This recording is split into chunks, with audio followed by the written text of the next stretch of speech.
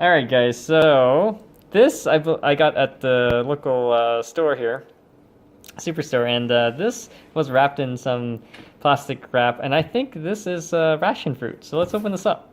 So you slice it right through. It should be jelly-like in between the rind there.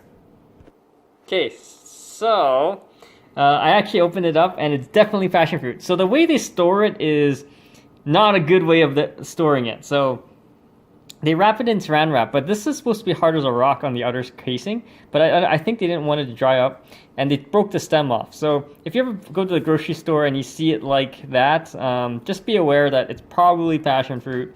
But yeah, all you do is eat the seeds in the middle here. It's got a nice flavor, a nice aroma. You can use it for like smoothies as well. So definitely check it out, guys. If you have questions, comments, post below, subscribe to the channel.